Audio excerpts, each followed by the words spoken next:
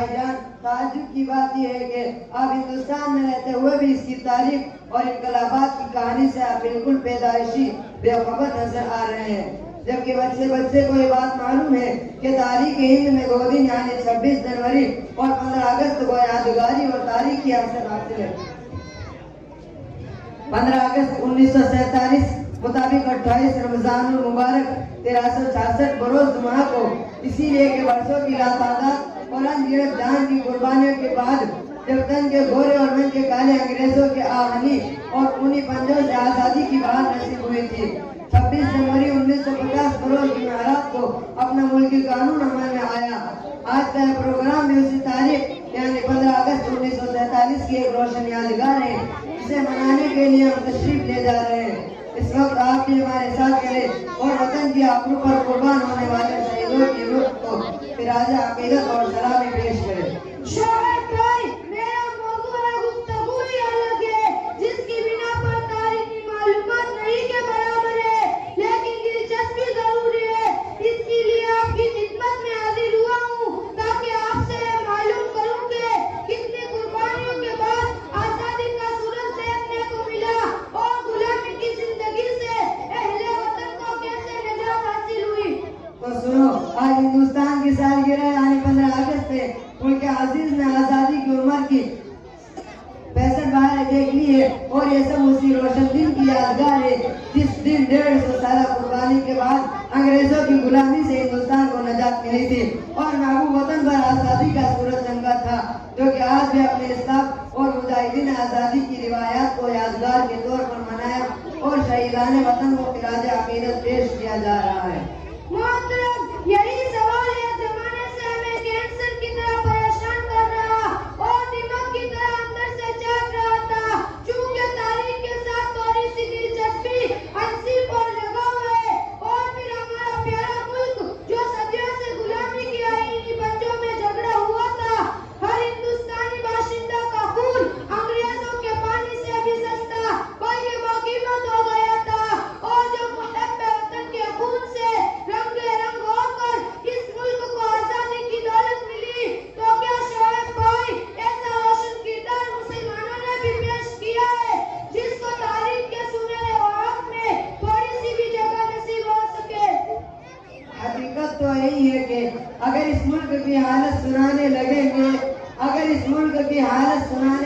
گے تو پتھر بھی آنسو بہانے لگیں گے۔ محترم، آپ کو یہ معلوم ہونا چاہیے کہ مسلمانان ہند نے جنگ آزادی میں بنیادی جنگ سے لے کر صبح آزادی تک ہر ایک موڑ پر امتیازی کردار ادا کیا ہے۔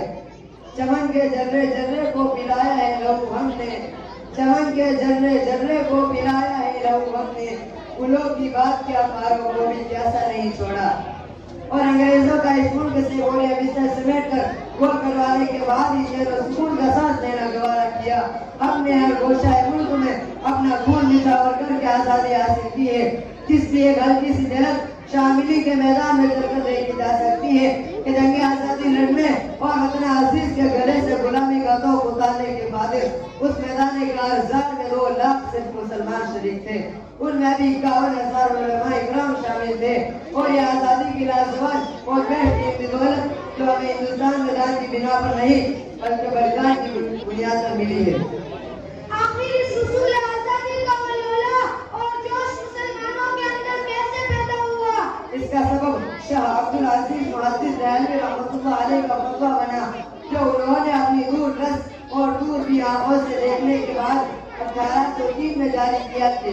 ہندوستان دارالحرب ہے، اس فتوے کے جاری ہونے کی دیر تھی کہ انگریزوں کی نیند حرام ہو گئی، ان کے سبھی خوابوں اور تمناؤں پر یہ فتویٰ برق اور بے اما بن کر گر پڑا، ان کا بنایا ہوا خیالی تاجدہان کا نقشہ تبر میں زمین گوش ہو گیا، ان کے ساری امنگیں اور تمنائیں انگلستان کے قبرستان میں دفن ہو گئی۔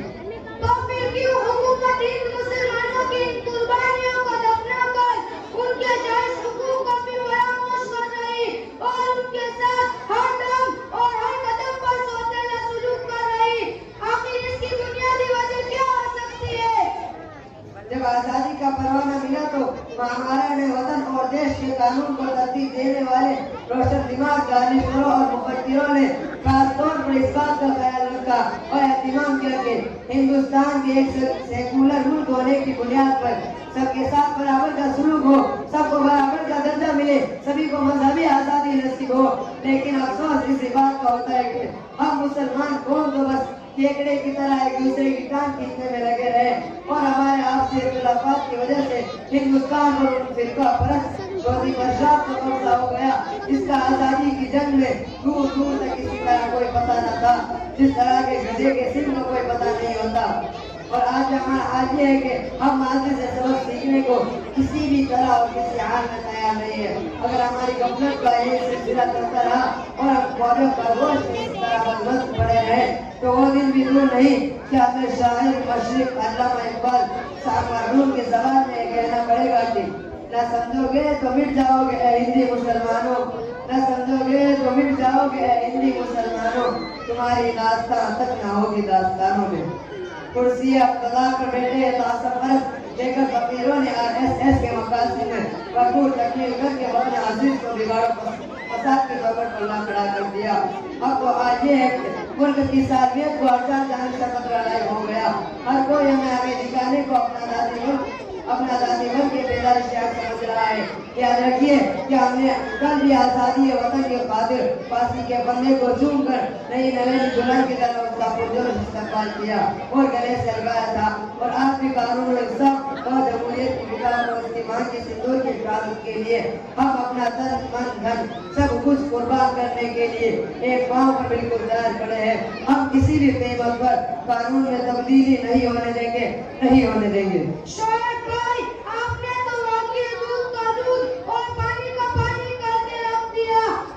نصیحت حاصل کرنے کے لیے اتنا ہی کم نہیں بلکہ بہت ہے. عقل مندوں کے لیے تو بس اشارہ ہی کافی ہوا کرتا ہے. اگر صبح کا بھولا شام کو گھر آ جائے اسے بھولا ہوا نہیں کرتے. فی الحال آپ کی لچکدار باتوں اور دل شکن تقریروں نے ہماری معلومات میں اچھا خاصا اضافہ ہوا. شکریہ ادا کرنے کے لیے ہماری لغت کی دنیا میں الفاظ ہی نہیں مل رہے. اگر مل جائیں گے تو شکریہ ادا کر دیا جائے گا. فی الحال ادھر ہی خاطر میں رہا. اب آپ سے رخصت کی اجازت چاہتا ہوں. السلام علیکم ورحمۃ اللہ وبرکاتہ. وعلیکم السلام ورحمۃ اللہ وبرکاتہ.